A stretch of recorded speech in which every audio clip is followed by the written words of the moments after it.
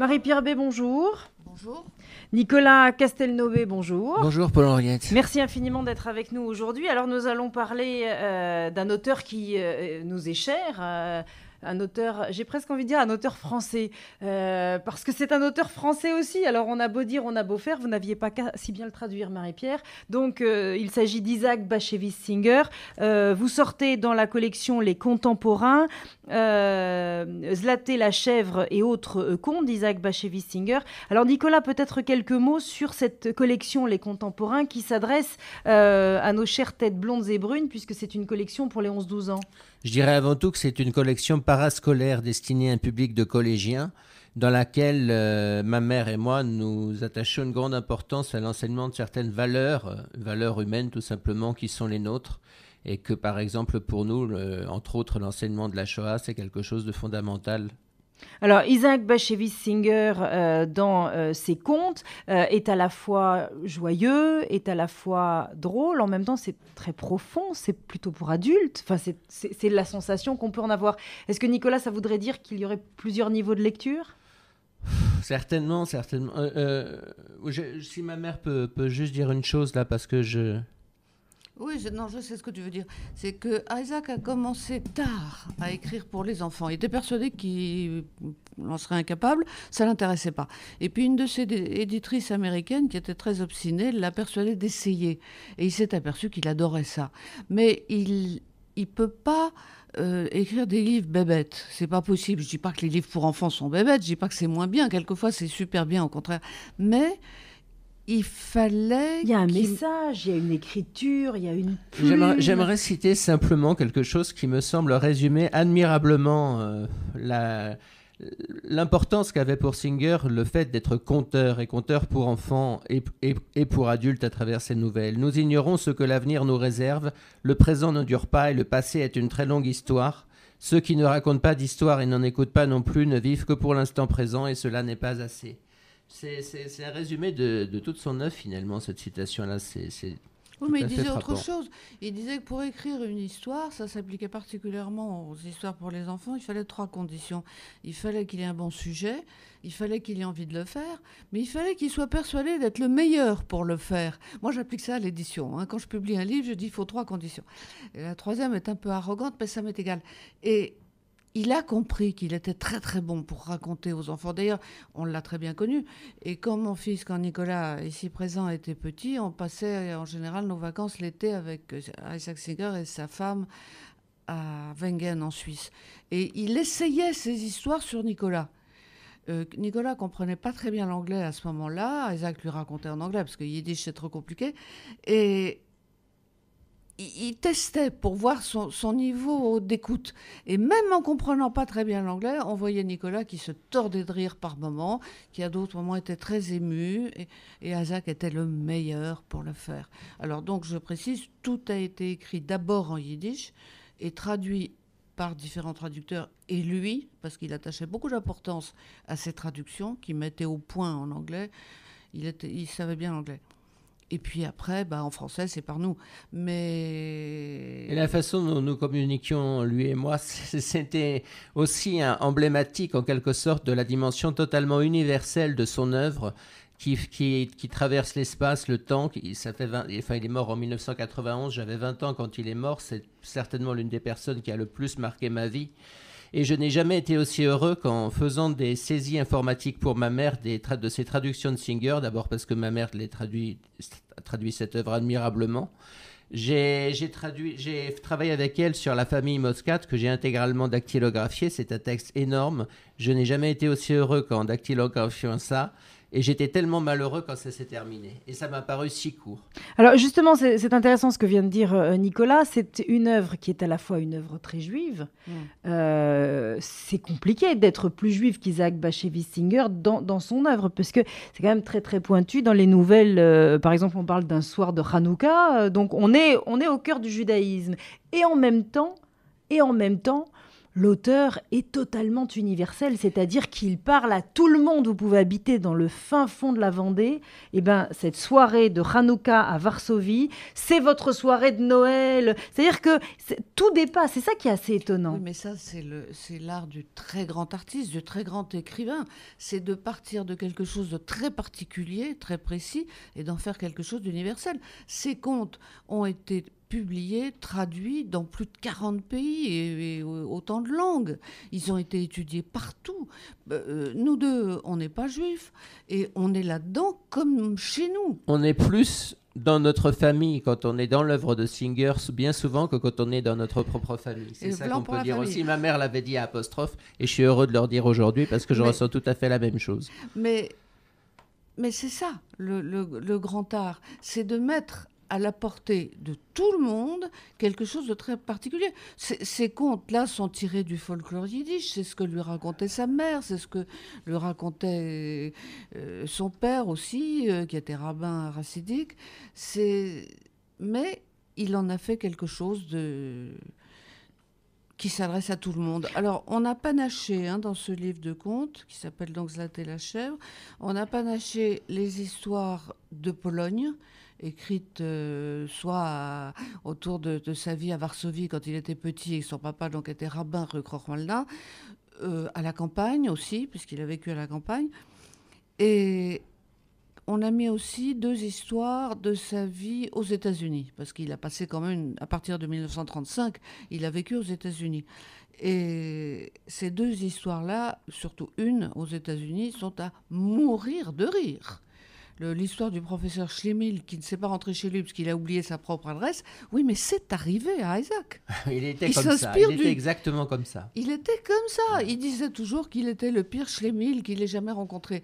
Et nous, qui l'avons très bien connu, On l'imagine très très bien oubliant sa propre adresse. C'était ça, Isaac aussi. Et on entendait sa femme, on adorait Alma. On adorait Alma. Elle l'appelait Douli. Elle disait « Oh, Douli, tu as encore fait ça ». Et il avait perdu quelque chose, oublié quelque chose, etc. Alors, dans la collection Larousse, les contemporains, il y a à la fin donc de ces nouvelles qui sont présentées et, comme vous venez de le dire, Marie-Pierre, qui sont donc panachées pour montrer effectivement différents lieux de vie, différents décors d'Isaac Bashevis-Singer. Il y a quelques pages qui s'appellent « Pour approfondir ». Alors, qu'est-ce que c'est ? C'est un outil pédagogique, oui. Ça permet de mieux comprendre, ça permet de mieux appréhender. À quoi ça sert, ce « pour mieux approfondir » ? Alors, le propos de cette collection, Les contemporains classiques de demain, qui s'adresse aux collégiens, c'est-à-dire entre 10-11 ans et 14-15 ans. C'est un créneau assez précis. En même temps, les 10-11 ans ne lisent pas tout à fait ce que lisent les 14-15 ans. Donc, il y a différents aussi niveaux de lecture. Mais on nous a demandé, chez Larousse, de faire des livres prescripteurs. C'est ce que Nicolas a dit au début, c'est qu'on veut faire passer quelque chose, on veut enseigner quelque chose, on veut faire découvrir quelque chose. Et les clés de lecture, elles aident à ça. On pose des questions en demandant aux enfants d'y répondre. Ça s'adresse aussi aux enseignants. Et c'est pour ça, c'est pour aller le plus loin possible dans l'étude de ce texte. Ce n'est pas une simple lecture dans laquelle on pourrait peut-être laisser passer différentes choses.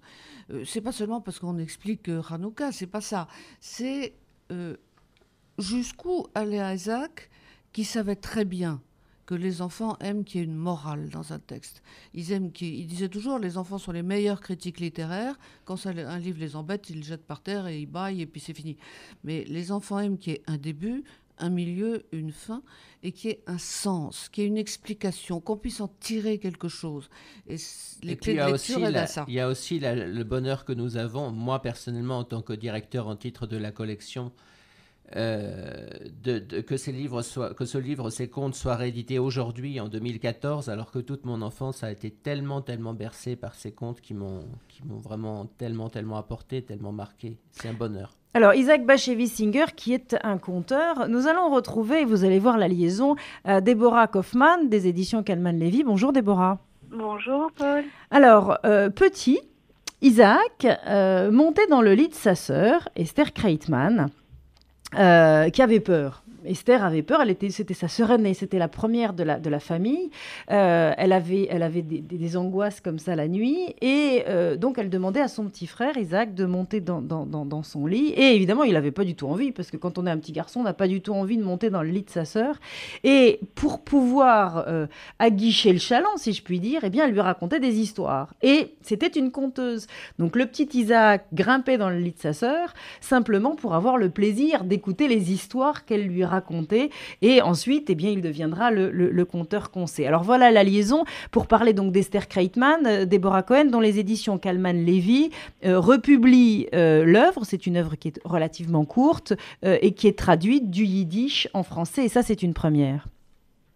Oui, merci de me permettre de parler de cette œuvre, parce que Esther Kreitman a écrit, évidemment son œuvre est bien moins connue que celle de ses frères, et c'était la première conteuse de la famille Singer, c'était le premier écrivain de la famille Singer, et elle a évidemment pas bénéficié de la même notoriété et des mêmes avantages que ses frères, même si son œuvre a été publiée en yiddish au moment où elle a écrit, et elle a été saluée, son talent avait été reconnu, y compris par son frère Isaac, avec lequel elle entretenait des relations un petit peu difficiles par moments.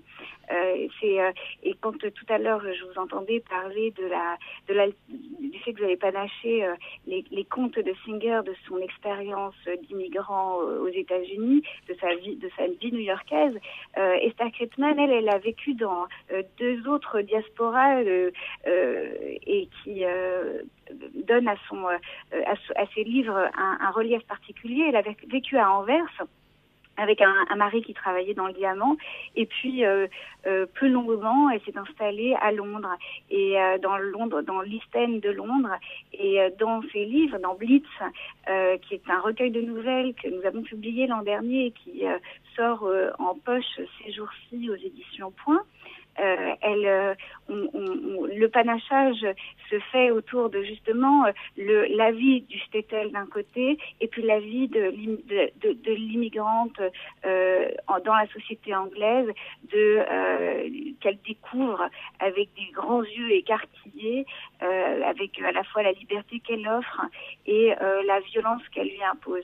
Et ces livres, pour parler de notre actualité, nous allons publier Le Diamantaire, qui est son deuxième roman, qui a des accents autobiographiques, mais pas autant que son premier roman, qui était La Danse des démons. Mais dans Le Diamantaire, elle nous plonge dans le milieu des diamantaires à Anvers, où elle et sa famille avaient fait une halte avec son mari, et elle raconte l'histoire d'un tyran qui s'appelle Gedalia, et qui exerce une autorité absolue sur ses enfants, et qui va être chassé par la Première Guerre mondiale d'Anvers vers Londres également. Donc on voit cette alternance aussi entre évidemment le monde de l'enfance sans doute aussi, mais les racines qui étaient celles du shtetl, et ensuite l'expérience, la confrontation au monde moderne, la confrontation à un désir d'assimilation quand même, mais vous parliez de l'humour chez Singer tout à l'heure. Chez Esther Kreitman, on retrouve un regard acéré, plus peut-être que de l'humour, un esprit très fin, mais aussi une pointe d'amertume, parce que c'était pas facile d'être une fille chez les Singer. Et quelqu'un m'a dit un jour que c'était peut-être, on pouvait la considérer comme la Camille Claudel de la littérature yiddish, parce qu'elle avait été montrée du doigt par moments, par ses excès, mais il faut bien se rendre compte qu'elle elle avait été rejetée par sa mère parce que c'était l'aînée, c'était une fille, et que la mère Singer rêvait de se réaliser à travers c'est une femme formidable, hein, mais elle rêvait de réalisation, et dans une société juive traditionnelle, je pense qu'on ne pensait pas qu'on pouvait une fille pouvait se réaliser au plan de l'érudition, de la vie intellectuelle, et puis produire une œuvre magistrale. Voilà. Déborah, merci pour toutes ces explications. Alors, le temps nous presse, donc je vais un peu tout redire. Donc, en ce qui vous concerne, l'actualité Blitz, qui est paru l'année dernière, c'est un recueil de nouvelles aux éditions Point, et Le Diamantaire aux éditions Calman Lévy. Merci à vous, Déborah, d'avoir été avec nous. Merci également à vous, Marie-Pierre B. Merci, Nicolas Castelnobé, d'abord de nous avoir fait partager vos souvenirs avec Isaac Bashevis-Singer. On adore faire ça. Ça nous fait énormément plaisir. On l'aimait beaucoup. C'était un vrai plaisir. Et puis merci de nous avoir présenté les contemporains classiques de demain aux éditions Larousse, Zlaté la chèvre et autres contes Isaac Bashevis-Singer. Autant vous dire que si vous ne l'avez pas encore, eh bien vous l'aurez prochainement, c'est-à-dire dès que vous sortirez de chez vous à la fin de cette émission pour aller vous précipiter dans la première librairie afin de pouvoir vous régaler de ces nouvelles d'Isaac Bashevis-Singer. C'est la fin de cette édition. Merci de l'avoir suivi.